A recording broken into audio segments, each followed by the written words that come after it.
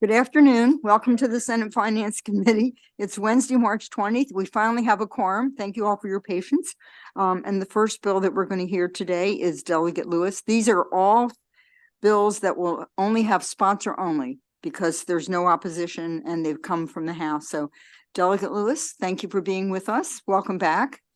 Thank you, Madam Chair. I'm getting used to coming and seeing you guys. I love this committee. I'm Delegate Robin Lewis. I'm here on behalf of House Bill 189. This is the Provider Agencies and Personal Care Aids Reimbursement and Wage Reports, the Home Care Workers Employment Act. This is a bill that you might be familiar to some of you from last year, but it's been worked out with all stakeholders, and we hope that you will look on it favorably as we did in the House. This is in this exact same posture as its Senate cross-file, Senate Bill 371, which passed the Senate 34-12 a few days ago. So with that, I'll end my testimony and ask for a favorable report. Do I have any questions for this delegate? I see no questions. Thank you very much for your testimony. Thank you. Is Delegate Queen here? Or is there a representative for Delegate Queen? Okay, let's try Delegate Lopez or representative for Delegate Lopez. Okay, Delegate Gazzoni or her representative. Thank you. This is House Bill 378.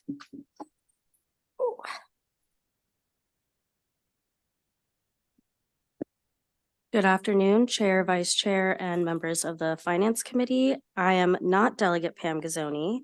I am Amna Hussein, representing Howard County's District 13, and I am here in support of House Bill 378, which alters the educational requirements to be licensed as a dietitian. The bill amends the statute to reflect name changes of both the Dietetic and Nutritionists Associations. In addition, HB 378 will modify the State Board of Dietetic Practices statute to reflect the updated requirements to sit for the national examination for dietitians. Going forward, the Commission on Dietetic Registration degree requirements will change from a baccalaureate degree to a graduate degree. As passed by the House, the bill included amendments to address concerns raised regarding already licensed dietitians who do not have a graduate degree. In developing the amendments, the board worked closely with the Maryland Academy of Nutritionists and Dietitians to ensure concerns about grandfathering were eliminated. With the amendments, the House passed bill clearly delineates the updated requirements for licensure, and I respectfully request a favorable report for HB 378. Thank you. Thanks for working with that board. I gave up. I appreciate your testimony. Do I have any questions? Please don't have questions. You did a good job. Thank you. So that ends the hearing on House Bill 378. Thank you. Thank you. I see Delegate Queen has come in. So before you get settled, Delegate Queen, would you like to come up and present House Bill 223? Yes. Oh, thank you. Okay. So greetings, Chair Pamela Beidle, Vice Chair Catherine Klossmeyer, and members of the Finance Committee. It's great to see you this afternoon. I'm Delegate Pam Queen, and I'm seeking a favorable recommendation for HB 223, Commercial Law Mortgage Loans Verification Ability to Pay. So what this bill does is something we've done for our state banks. It allows for our CDFIs, which are the community development financial institutions, to be able to look at other things that would allow us to see that people are credit worthy to get loan mortgages. And so things like looking at their rental history of payments and other things besides the more stricter requirements of just the FICO score. And so we know this helps to broaden the access to loans that people may have by allowing this as another tool in their toolbox. And so we are seeking, again, the favorable recommendation. We did this a couple of years ago with our state banks when we did a credit worthiness agenda that was an agenda that Speaker Jones had referred to as the Black agenda or something. And it was looking at minorities who were having trouble getting loans and home ownership, because home ownership is very low in our state as it looks to, as we look at home ownership by race. And so this was one of the ways that we could expand that access to mortgages. And so we're just looking for this as a parity with the CDFIs. And so we do have a unfavorable, I think, from Office of Attorney General, and we've talked about that. And their concern is that, this could be problematic, and people, because the people that the CDFIs are serving, maybe people who already are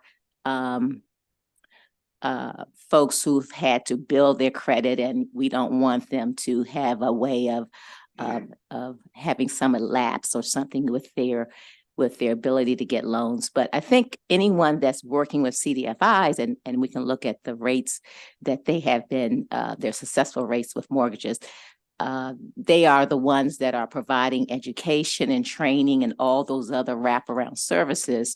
So anyone that they would give these loans to, they know that they would be able to handle this payment. And so I think, again, we're seeking a favorable recommendation for this. We think this is just another tool in the CDFI's toolbox that would help them to be able to expand their access to credit and access to funding for members in our community.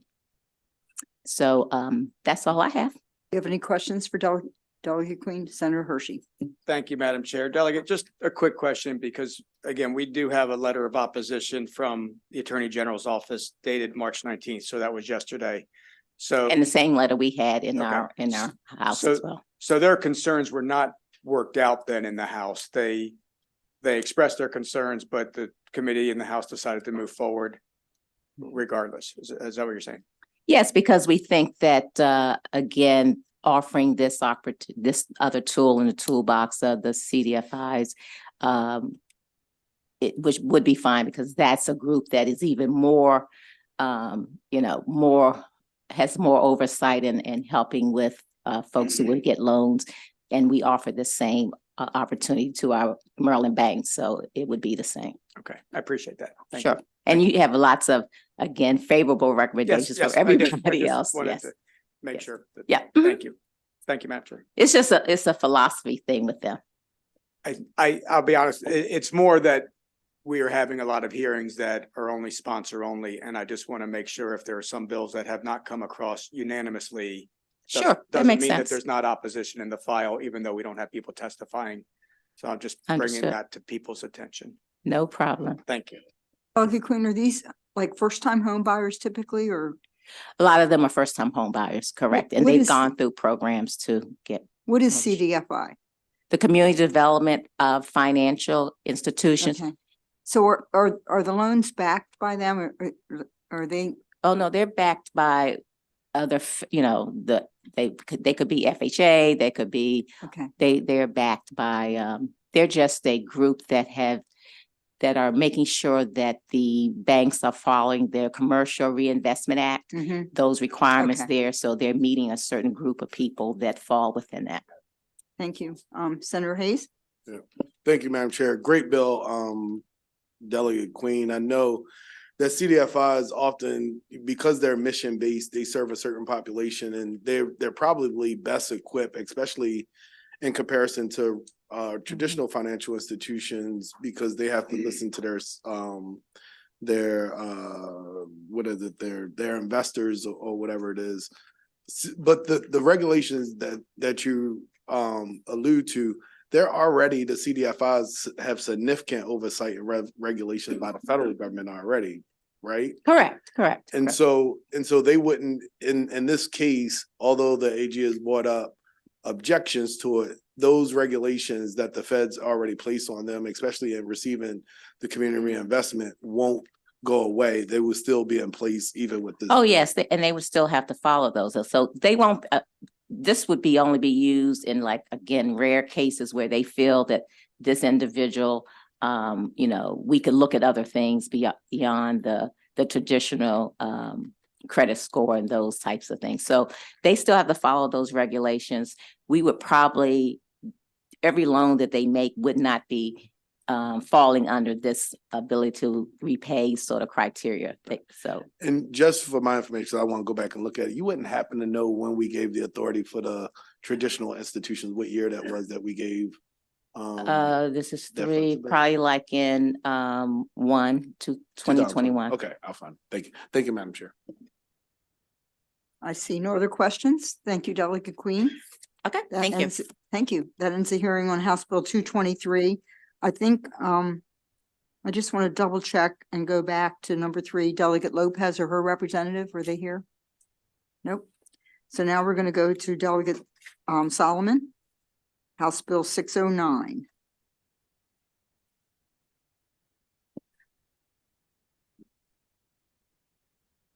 Good afternoon, colleagues, and thank you, Madam Chair. It's nice to see you in your new role. Congratulations. That's the first time I've been over here this year. And it's good to see a lot of familiar faces and friends. I am here today to present House Bill 609, which is the Library Workers Empowerment Act. And I'm not going to belabor you with too many details on it. The bill does have a cross-file from Senator Lamb, and I know a number of you are supportive of the bill and have already heard it. So I'm just going to kind of touch on what we did in the House, where I am the sponsor of the bill, but I also serve as the Personnel Subcommittee Chair on the Appropriations Committee. So we had the bill as well. And we really, I think, put a lot of great effort into making the bill a lot stronger. So this is a bill that I know our chambers have heard a number of years. You know, just a quick summary, this is the bill that gives creates a statewide process for our library workers to collectively bargain.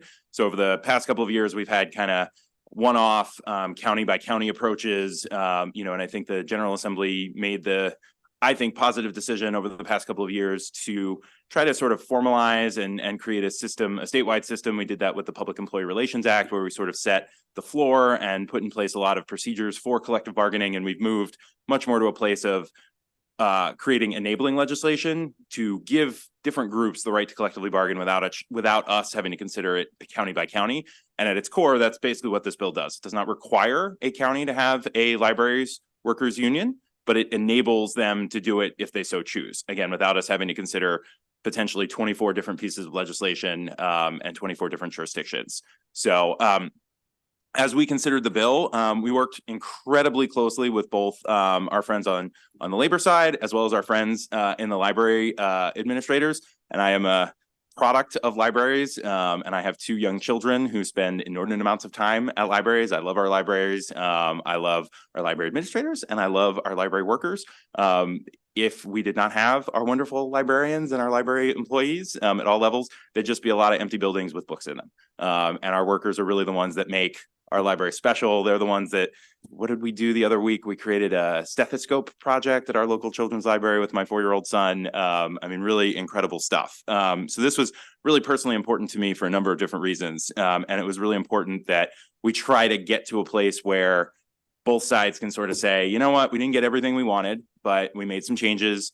We improved the bill. And so I'm just going to touch on a couple of different things that we did. Again, really collaboratively. We spent about a month working with both sides on this bill before we moved it out of the Appropriations Committee. And the product that you all now have in your possession from the House is really reflective of that.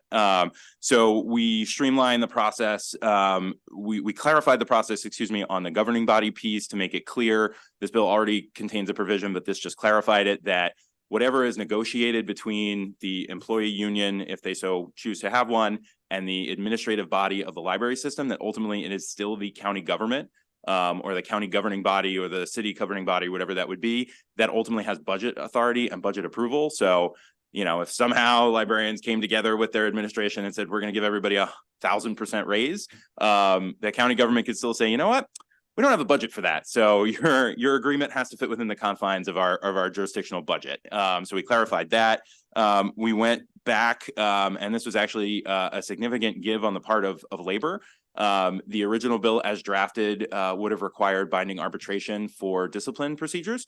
We changed that to say that binding arbitration was something that could be negotiated. So for example, in Baltimore County, That again is one of those jurisdictions that passed a county bill a few years ago. In their agreement, there is an option for employees to either seek binding arbitration for discipline or maintain the discipline procedures that are laid out in the education article of the state. So the system sort of worked the way I think many of us expected it to. They got together locally. It was a permissive item in their bargaining agreements, and they decided that was how they're going to go forward. And then we also increased the number of days for a board of trustees, an entity of the board of trustees to approve one of these contracts to 14 days. That might not seem like a lot. I want to just touch on, we got a tremendous number of amendments from different organizations. But again, as I mentioned at the outset, the General Assembly and the governor signed into law the Public Employee Relations Act last year, which lays out sort of the floor and often creates the structure for a lot of different pieces of the collective bargaining process that would apply to librarians or would apply to police or fire, whatever they may be. And so a lot of the amendments that were offered to us, we could not accept because they were in conflict with already existing law. And so I want to just clarify, because I know there was an email that went around yesterday to your offices from one library administrator in particular to sort of clarify that we worked very much in good faith with the organizations to say, we will do what we can, and again, to try to give both sides wins. But if this is already established law that literally has only been on the books for about a year, and the entire purpose of that legislation was to create, again, a formal process for labor negotiations across the state, we are not going to completely upset the apple cart and carve out specific things that, again, this body and the governor proactively decided to put in place. The other point I want to make, because I think it's in some of the testimony that's been submitted, there are amendments that have been submitted to this body that frankly the House never had an opportunity to consider. And so, again, I just want to go on the record that my subcommittee and the Appropriations Committee worked in good faith as much as we possibly could to accommodate every single request that we were given. Obviously, if we weren't given the request, if we weren't given language, we could not consider it. And so, obviously, we're different chambers, and, I don't begrudge anybody the opportunity to try to improve legislation as it moves through the process. That's why we have so many steps. But I just wanted to make it really clear. Again, we spent almost a month from literally the day that we got the legislation and it was introduced with both sides to make it clear that we wanted to hear arguments for and against. We wanted to consider all the different options. But again, if you did not submit an amendment, if you did not come to the Appropriations Committee, we could not consider it. And so again, I think this product that you have before you is really reflective of work, of collaborative work that we did to make this bill better, and would hope that you would give it a favorable report. I'm happy to take questions. Are there any questions? Well, Delegate Simon, you and I have worked together on other issues, so I know how careful you are and how hard you worked, and I appreciate you getting this bill out because we weren't as successful last year. I do have a question. What happens to the counties that already are in process or already have binding have collective bargaining? How does this change those counties? Yeah, that's a great question, and thank you for your kind comments, Madam Chair. So there are a handful of counties that are specifically exempted. So Montgomery, Prince George's, and Baltimore County obviously already have agreements and already have labor agreements that are working great. And so those counties are specifically exempted from this bill. There are either separate legislation that has codified their practices, or there's county codes they're sort of a backstop. Two of the counties in particular that are sort of in this little bit of a gray area, as you've kind of gotten to. So Howard County has agreed to collectively bargain, but they are still in the process of negotiating a contract. So what this bill would do is it would not exempt Howard County because they have a law on the books. I think that's almost 10 or 12 years old. That's actually obsolete at this point. It references an agency within the county that doesn't even exist. And we were very deliberate. Obviously, my cross file is from Howard County and working with legislators from Howard County to make clear that everybody was comfortable with where we were. And so if they were somehow to reach an agreement prior to July 1st, then that agreement would essentially be grandfathered in. If they are not able to reach an agreement by July 1st, which is the effective date of the bill, then essentially they wouldn't have to start from scratch, so they wouldn't have to go back and sort of do the certification process all over again, but the confines of their agreement would have to fit into the confines of this legislation. And then Baltimore City is the other entity that they have collective bargaining, but it was through a voluntary agreement. So again, this legislation would not exempt Baltimore City. It would not impact their agreement. It would operate the way that it's already been signed. But the next time they were to negotiate a contract, that contract would have to fit the confines of this law. Do I have any other questions? No, Delegate Lamb, Senator Lamb. Yeah, thank you, Madam Chair. And to your point that you just kind of made, I think we also worked in good faith with some of the folks that were had reached out, different library systems and whatnot. And I think even in that process, there were amendments that came during the morning of the Senate hearing. And so that was already after the House bill had moves through the subcommittee, I think that you were referencing earlier. And so, you know, we obviously do, I obviously represent one of the counties that has come forward, has been referenced earlier. But having worked through that process and kind of gone step by step through what they were looking at and what the provisions of this bill are, you know, I think I'm still confident that this bill will not affect those current negotiations. And so, you know, I think that's just something to kind of take into account. I don't know if you had a chance to look at those yet or not. Yeah, well, and again, Senator Lamb, I give you a shout out. Just as I started, it's been a great partnership with you, and appreciate your work on this. Yeah, I mean, again, you know, it's not to say obviously that if somebody were to come late to the game with something that if it makes the bill better and it's a way for us to improve things, that we wouldn't consider it. But I appreciate you mentioning again that, you know, we put out an all call, you know, and we started talking with a lot of different organizations even before we had the sort of official bill, because obviously this bill, you know, as the chair mentioned, has been around for a while. And what's the core of this bill is pretty much as it was passed out of the House last year. So we were starting from a place where most of the organizations that were involved in it sort of knew what was coming. And so, you know, to your point, we wanted to be very clear with folks that we're happy to consider everything. And I think this product reflects that. Okay. Thank you, Madam Chair. Thank you, Senator. I don't see any other questions. Thank you very much, Delegate Solomon. And that ends the you, hearing Madam Chair. on House Bill 609. I think I see Delegate Healy here she has House Bill 622. Thank you very much. Is this where I sit? And sit wherever you like, or you could stand at the podium, whatever you'd like to do. Okay. Madam Chair, Madam Vice Chair. Thank you so much. I'm glad to see you all here, and I'm glad that we finished our debate on the budget and it's all been passed. So I have before you a bill that I think is very important. It requires that a consumer reporting agency not include information from criminal proceedings where the individual is falsely accused, acquitted, exonerated, as well as people who have had the charges dropped, found not guilty, expunged. An arrest record shouldn't follow somebody on their credit record because it will damage them, especially when they haven't done anything wrong and they have been adjudicated or not adjudicated, but where they've been falsely accused or exonerated or found not guilty. And so we did a little research. I got an Attorney General's opinion, and this is not preempted by the federal law. This is something that we're allowed to do. And it's certainly in the spirit of what we've been trying to do to make sure that people are not shadowed by something unfairly. And in fact, we, over the years, have created expungement, and that also is included. So I have sent you all my testimony that from the House, it passed without any amendments, and I'd be happy to answer any questions you might have. Thank you, Delegate Healy. Do I have any questions for Delegate Healy on House Bill 622? Senator Hershey. Thank you, Madam Chair. Delegate, there is a letter of opposition from who is this group? The Consumer Data Industry Association.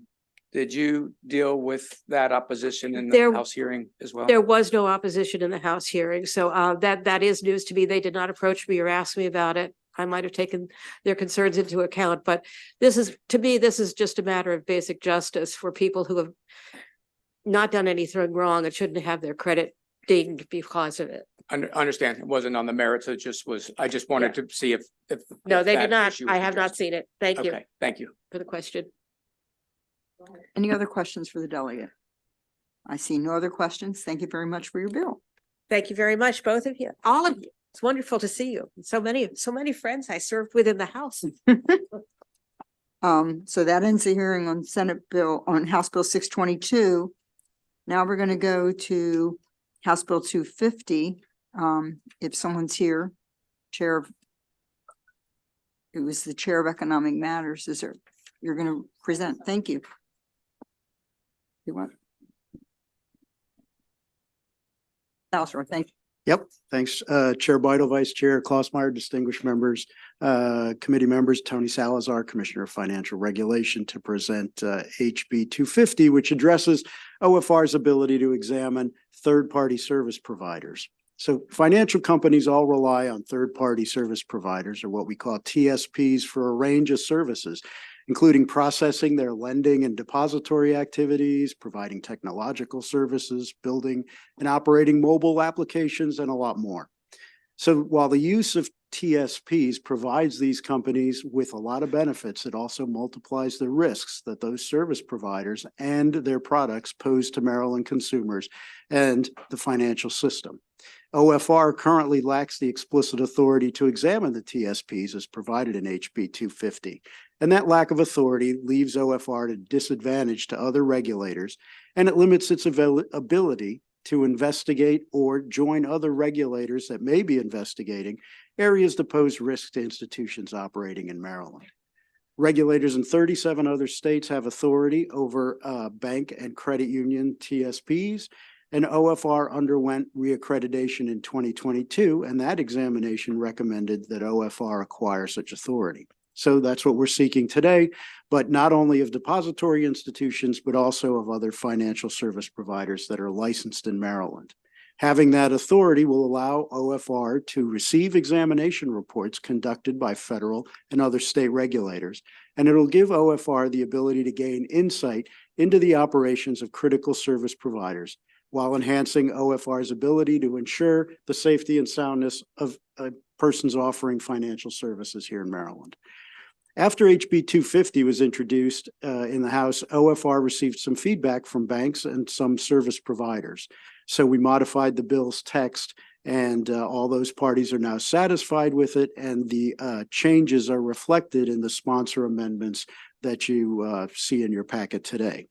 OFR intends to use existing staff to handle this authority, so we're not going to create a new program, and so we expect no fiscal impact from the legislation. And with that, I request a favorable committee report. Happy to answer any questions or provide additional information as the committee may request. Senator Reedy. Thank you, Madam Chair. Tony, could you just talk about what's the problem we're trying to solve with this bill?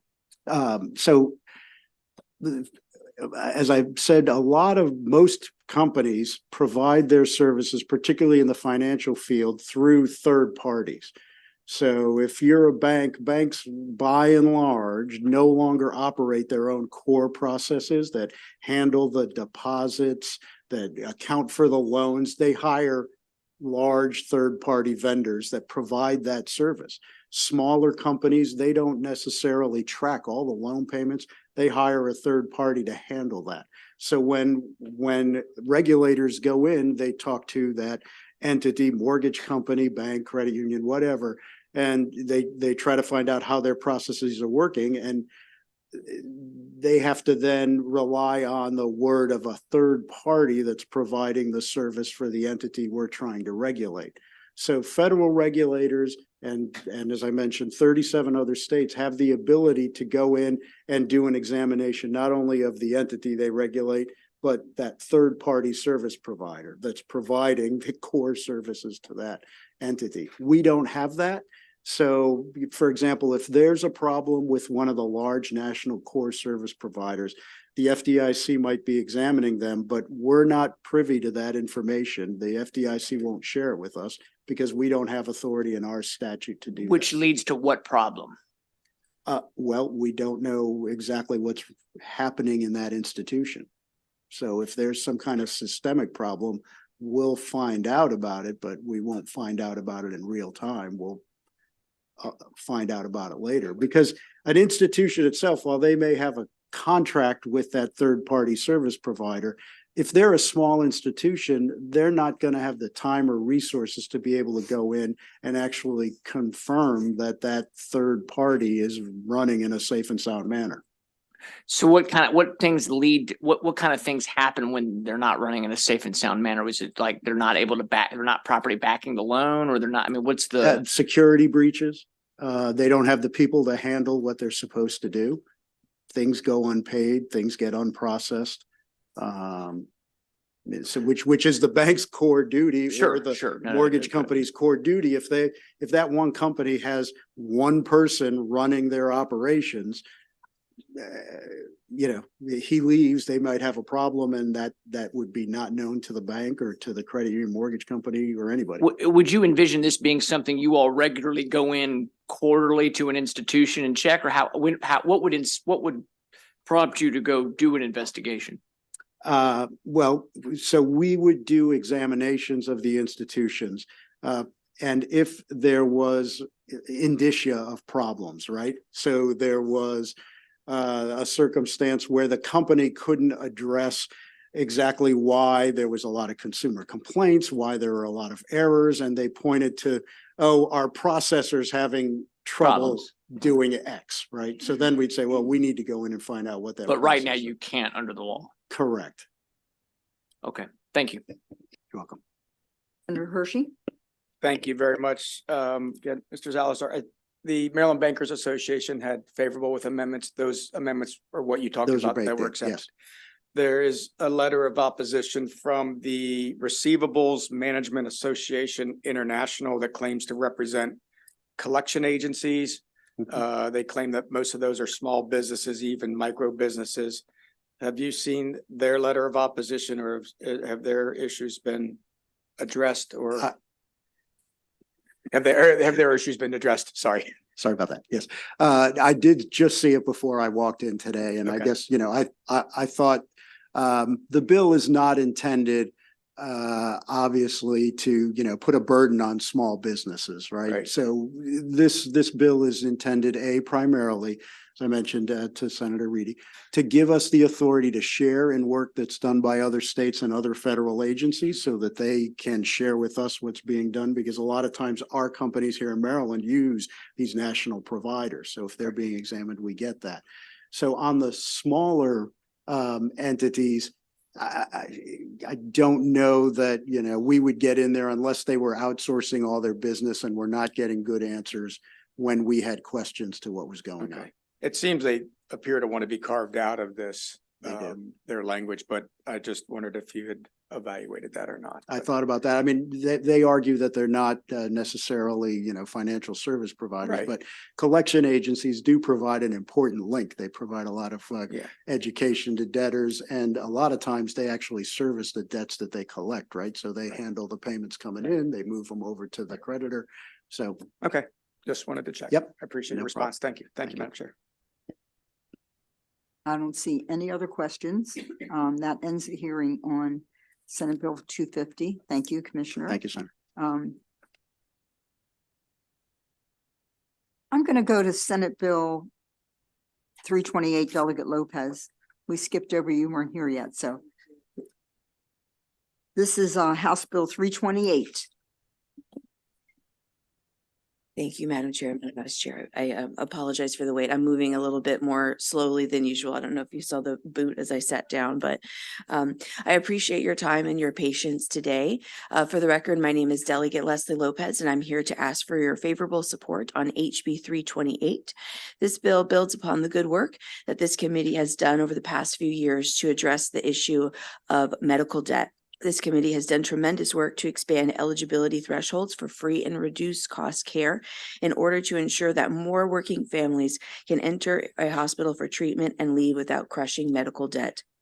As you are aware, to receive tax benefits, all Nonprofit hospitals in Maryland are required to provide free and reduced care costs to patients at certain income thresholds. Our rate setting system also compensates hospitals for the cost of this care by building it into their rates each year. All patients who are eligible for free or low-cost care should be able to receive it. Yet today, that is not what happens. 27 out of the 47 Maryland hospitals have created tests that income-eligible patients must pass in order to qualify for free or low-cost care, even if they qualify by income. The first test is the asset test, which allows a hospital to deny someone if they have non-monetary assets at a certain level. The second test is a geography or service area test, which allows a hospital to deny a patient discounted care if they live outside the hospital's community benefit areas. These tests are unfair. Patients qualify for care by income and then must surmount another hurdle at some hospitals, but not at others. And the fact that 20 Maryland hospitals do not use these tests indicate that there is no need for them. Both of the tests deny low-income patients the free and low-cost care that the General Assembly and this committee voted to expand 3 years ago. And so with that, I urge your favorable support. Thank you, Delegate. Do I have questions for Delegate Lopez? Senator Reedy. Just a quick one. I had a meeting in my office today with some advocates, and I was just curious about, I understand different hospitals are setting up different tests on top of the income test. Would it be better to have more uniformity with what kind of asset test can be used as opposed to getting rid of asset tests altogether? And the reason I ask that question is we've all worked on medical debt, and we all generally agree that we want to find ways to be sure that people who either can't afford it can get coverage or can get their bills paid for, or I'm interested in if somebody has a problem paying, that they can get some help. They still pay. For me, I'd like to see most everybody, unless you're maybe below that 200%, pay something towards your bills, but get help. But the idea of an additional assets test can sound bad, but I think there is a fair amount of questioning you could make about, do we want to give somebody just complete coverage or not? So can you talk about the philosophy of why you went with just getting rid of it entirely in the bill? Sure, absolutely. So I really appreciate your question, and this feels a bit like deja vu because this is the same question we had with the Office of the Attorney General's office. Originally, they had proposed an amendment that would do just that, create just a uniform asset test. I believe the threshold was $100,000, and we did we had a lot of discussion. A lot of research went into exploring all the hypotheticals where someone might be asset rich, but have very limited income. And so they have very few liquid assets that could go to pay for this medical debt. And the more and more we dug through these hypotheticals and tried to poke holes to figure out where it could happen, it feels, and someone could sneak through, it feels as though the other areas of income tests and the requirements that people have to meet in order to get just the income level was sufficient enough to weed any bad actors out who might have, inherited, been bequeathed a large, stock portfolio, but just were choosing not to liquidate it and then have money for their medical debt. And just one follow-up, Madam Chair. I appreciate that answer, and I definitely understand that the perspective that you're saying. I think you use the word bad actor, and I'm not trying to jump on your words, but I don't view it so much as somebody trying to be sneaky necessarily.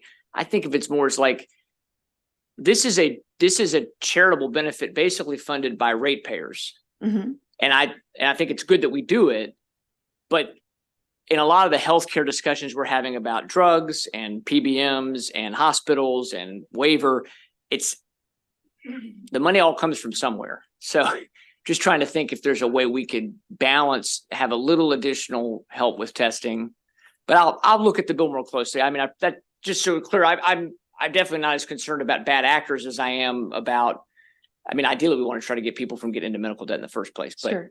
Anyway, thank you Sure, very much. I understand. And just for the record, I didn't say this in the beginning of my answer, but OAG withdrew their amendment. And so there should be a letter that's written as a part of the testimony that you can see that it was withdrawn. And for all of those reasons that we discussed, we explored it, we discussed it in very robust conversations, and it just didn't seem like it was worth pursuing. Senator Hershey. Thank you, Madam Chair. Delegate, there was obviously has been letters from the Maryland Hospital Association in opposition, both at the House hearing and this hearing. Have you addressed those, or can you comment on that at all, their opposition? Sure. So we had, I don't know, many efforts of outreach and tried to come up with a way to amend it to make them more comfortable with the bill. And unfortunately, I just feel like it's a matter of philosophy. But the heart of the matter is that 27 hospitals have a system and 20 don't, and it's confusing for people who are seeking this care who are already vulnerable. And so if there's a way to address that with them, I'm continue to be open to the conversations, how to come up with a more systematic structure around this, but they just weren't able to offer those specific amendments. And so I remain forever hopeful. Okay, I appreciate that. And Madam Chair, if I might be able to just make a comment, because I think this is the fourth bill that I have seen opposition for in the file, but have not seen anybody testify or willing to come to the table.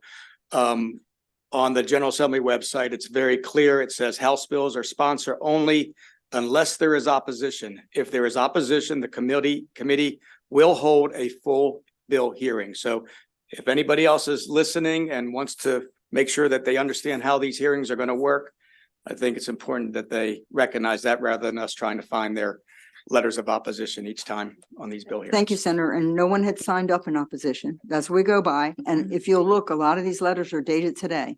And I am not criticizing you or the Or committee the committee. at all or any. I think it's more for those that might be listening to us to realize that if there's opposition, they should probably find a way to Sign up. and come testify. Thank you. Thank you, Senator. And Senator Ellis? Thank you, Madam Chair. And following up on the first point of Senator Hershey, I was going through the files, and thank you, Delegate Lopez, for this bill, and really appreciate your work on this. I just saw, I was so happy. I saw all the favorites, just tons of favorites got to the end. And so the Maryland Hospital Association concerns. And so just a nuanced question, in their opposition letter, the hospital associations talked about Medicaid, folks on Medicaid requires this asset test. Does this bill affect Maryland Medicaid with asset tests? I don't believe so. I don't believe it's connected to that at all. I don't believe it has an impact on it one way or another. Okay, so if the bill have to do with folks going in and getting It's care. people who are so low income, they don't have access to healthcare outside of this program. And so in advance, they have to fill out a considerable amount of paperwork. They have to provide information about whether they're receiving SNAP or WIC benefits. They have to provide all sorts of information about what their income is. It's a pretty lengthy process. You don't, show up sick at the hospital. It's quite lengthy. And so there's a considerable amount of vetting that goes into it. I think if you have other forms of insurance, whether it be Medicaid or other things, it would be much more simple to use those other forms of insurance than going through this process. Yeah. Okay, so this process is for folks who have no other form of insurance, including Medicaid. That's correct. Okay, thank you. Thank you, Madam Chair. Thank you, Senator. I don't see any other questions, so that ends the hearing on House Bill 328. Thank you, Delegate. Thank you much. And our final bill of the day is House Bill 253, and we have Will Tilburg from the Cannabis Commission and Andrew Garrison. Good afternoon, Madam Chair, Madam Vice Chair, members of the committee. Will Tilburg, Director of the Maryland Cannabis Administration. Here urging a favorable report on House Bill 253. This is a corrective bill to last year's Cannabis Reform Act. It has nothing to do with zoning, thankfully. So the bill is introduced with largely technical changes. ECM made some additional changes. Originally, there were, if you can remember back, the Alcohol, Tobacco, Cannabis Commission was going to be primary. That was switched to a new Maryland Cannabis Administration. So there's a lot of cleanup of commission here, administration here, referencing the right agency, changes to the advisory board that it's now to be staffed by MCA. There was previously no staff. So those are the types of changes that were in the bill. as introduced. ECM heard requests from ATCC, the Comptroller, and Department of Commerce to clean up some of their pieces of the bill that were incorporated in the bill that was passed out of the House. There is one amendment that has been brought to our attention to clarify that MCA is supportive of, and that relates to agent registration. So in order to work at a dispensary or other licensee, you have to be registered with MCA, and there's a statutory requirement to have fingerprinting and a criminal history check. With the federal government involved, it's increasingly being delayed. It can be 2 or 3 months for that. So we have sought in the bill to allow a temporary registration based off of a third party criminal history check that we approve. And the bill as introduced just had some drafting mistakes. So we propose to clean that up in an amendment that's within our written testimony. And with that, urge a favorable report. Thank you. Andrew, are you going to testify or you're just here? Do you have any questions at all for this bill? Well, This is a first. I'm not sure I know what the bill does. So, Senator Hayes. Thank you, Madam Chair. Will, you mentioned that there was one amendment here, I think sponsored by MCA, but there's another amendment in our bill file from Evans and Associates. I'm not sure if you received that and could speak to whether or not the House considered it and what is the administration's position on it? I am familiar with the proposal. I'm not sure whether it was presented to Economic Matters on the House side. The proposed amendment, my understanding, relates to transfers of ownership. In the Reform Act that was passed, there's a 5-year restriction on transfer of majority ownership or control of a business, and this would seek to allow for transfers in advance of that. That is a policy call for you all. This is more of a corrective cleanup bill. I think that's more substantive than we would see in this legislation. Gotcha. Thank you. Thank you, Madam Chair. Good question. Senator Reedy. Thank you, Madam Chair. So you don't have a position on those kinds of amendments. Your concern is getting this bill through to make the proper alterations? Correct, Senator. Do you, there's a lot of concern in the body about, in both houses, about the cannabis industry being able to be successful. I don't suppose you have an opinion on whether or not, if we have sort of arbitrary and kind of I won't say anti-business, but sort of unusual rules that you wouldn't apply to other businesses, that's probably going to not be helpful in making an industry grow. I don't suppose you have an opinion on that, probably, that you'd want to express. I think that's correct, Senator. Okay. Yeah, it just seems to me that, well, thank you very much. Seeing no other questions, that ends the hearing on House Bill 253. Okay, thank you. And that ends our hearings for today. Thank you.